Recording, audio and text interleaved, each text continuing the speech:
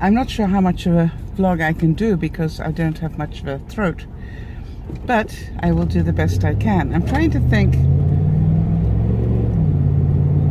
Oh, coming through, I don't know what it is about me. I must, yeah, who knows. Anyway, I came through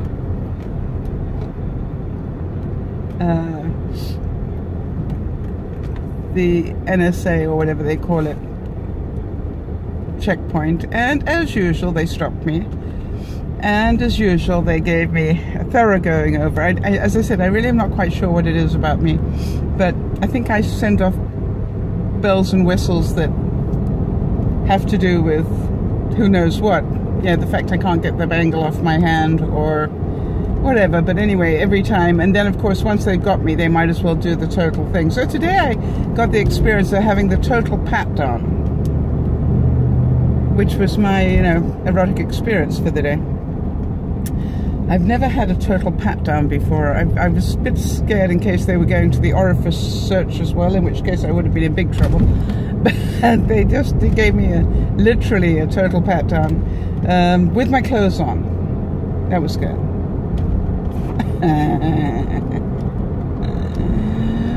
And I could have told them it was a total waste of time, but they would never have believed me, so what can I say? But it was interesting. Excuse me.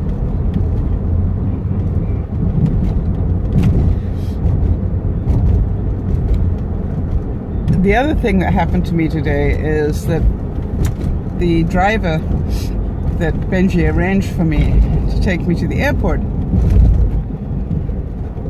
you know, sort of rolled his eyes and was absolutely incensed at the fact that I would want to leave for the airport 3 hours ahead of time. And so he basically, you know, tried to convince me that 2 hours was plenty. And I said, why don't we cut it halfway and let's do 2.5. And he still, you could hear by his voice tone, thought I was insane.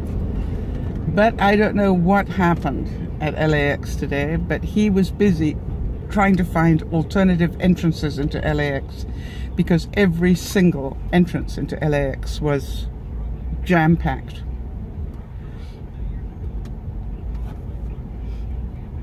And all the time I'm watching my watch and going,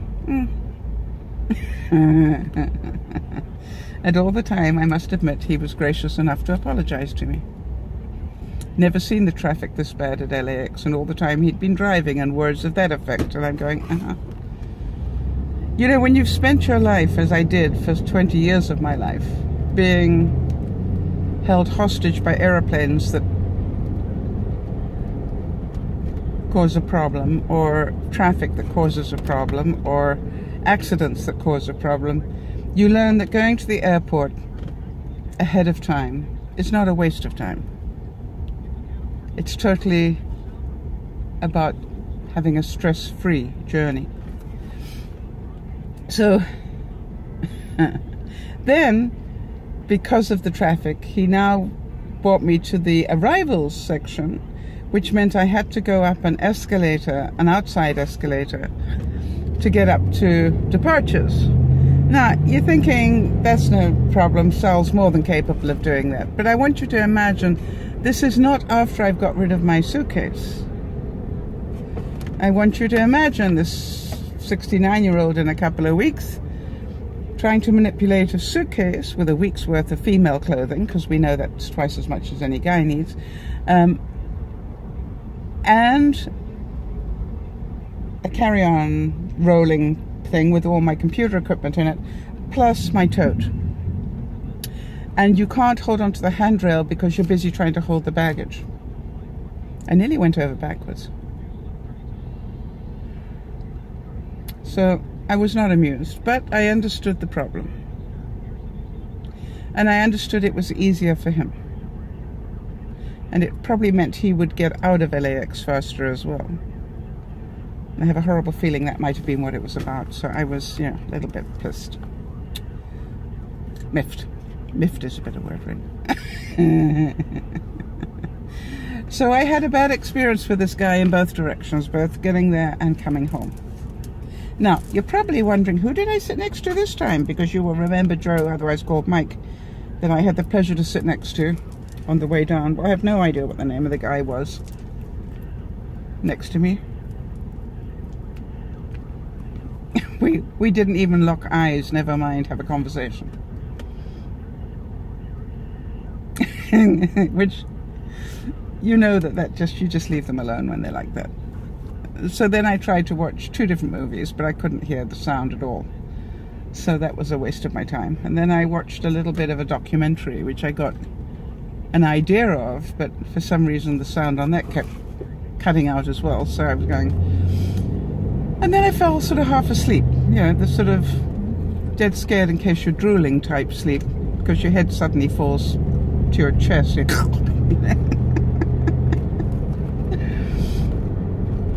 Now then, my tip for the day was the same tip that I gave Benji, and some of you may know about this one.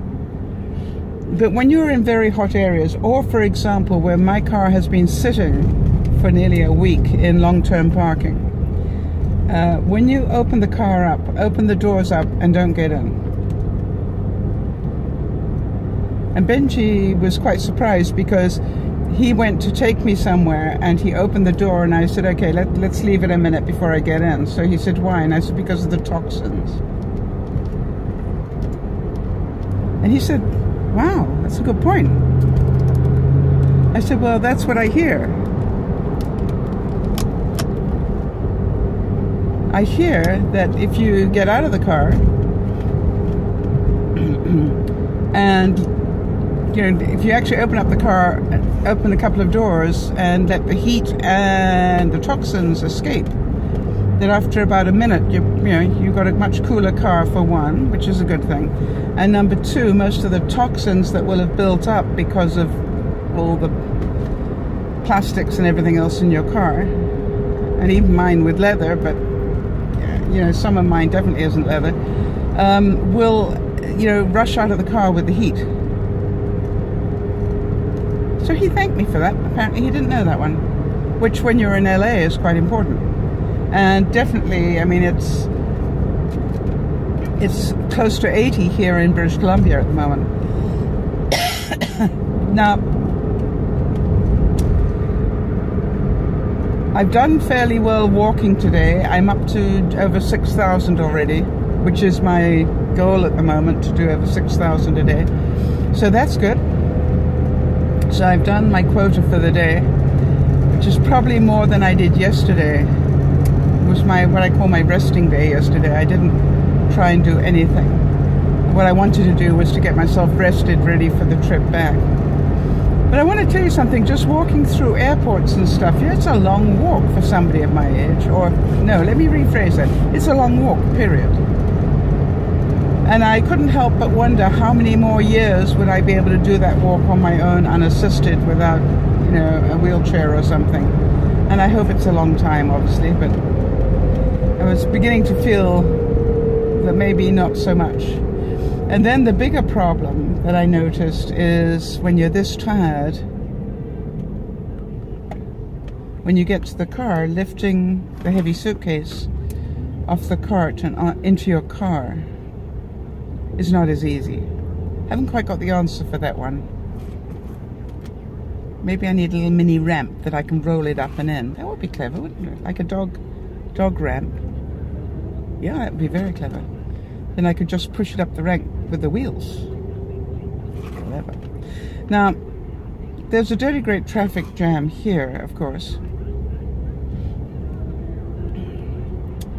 because it's rush hour. So I'm going to go off camera and I'll probably put it back on again so we can go through the tunnel. There's a very famous tunnel here called Dee's Tunnel.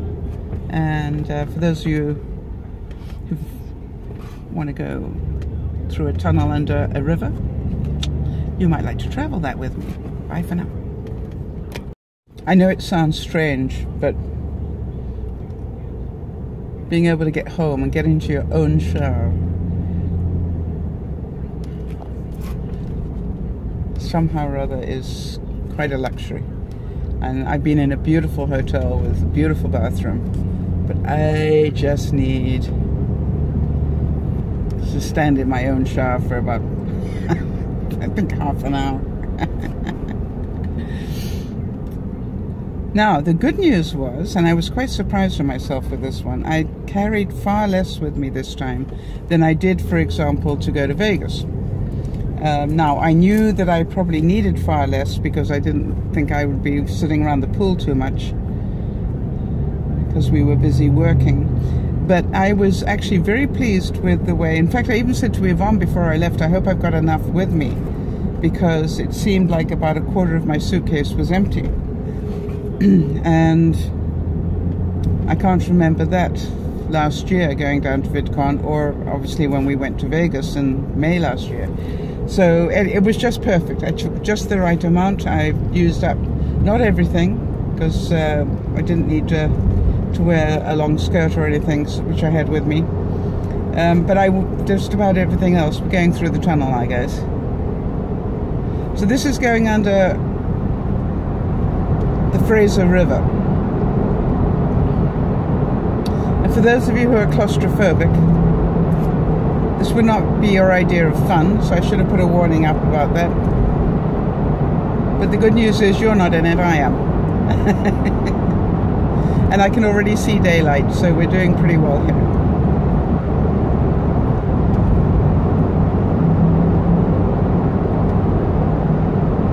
And you will probably start seeing the daylight any minute now.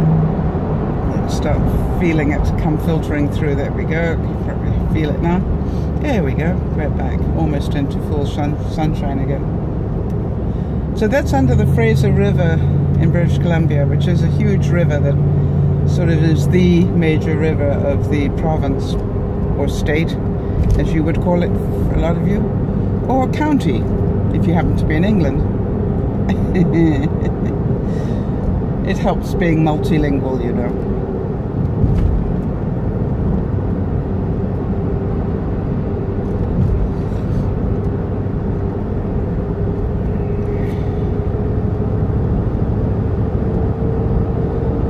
Now, the other thing that worries me a little bit is I'm not sure I've got that much battery left on my phone.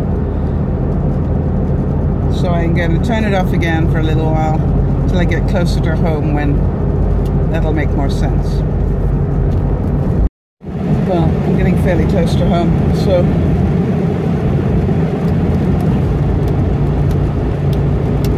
I am pleased to say I've got this far. I'll be very glad to get out of these clothes. That smell of aeroplanes and recycled air.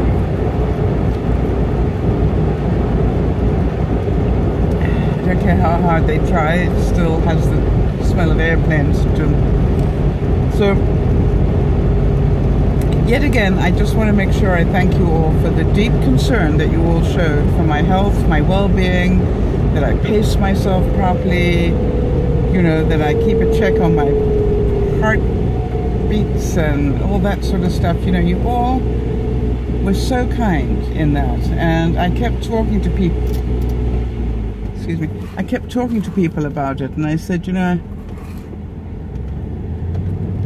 the most amazing thing was that everybody's number one concern was that I be safe and well, and I think that says a lot for the people of this channel, and I thank you very much. It made me feel very loved, and I'd just like to acknowledge that right now before I go and stand in a shower.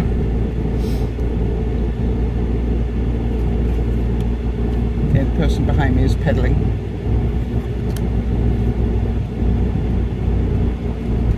And not very well either. Okay guys, so hope you've enjoyed the trip with me, and I took a bit of footage coming home as well in the airplane, so for those of you who don't get to fly, I thought you might like to see a bit more of the San Juan Islands as I came back over them again. They really are quite something to see, and goodness only knows what the olden day travelers must have made of them, because they seem to go on forever. You know, these little islands running all the way up the coast. Well, not all the way up the coast, but for this large amount of the coast here. But they just are such nice little communities, and one day, fairly soon now, I will take a trip there and show you some of those islands, because I haven't really done anything in that area for a long, long time, and I know you'd enjoy it. Alright everybody, great trip. Thank you for being there with me. Thank you for caring.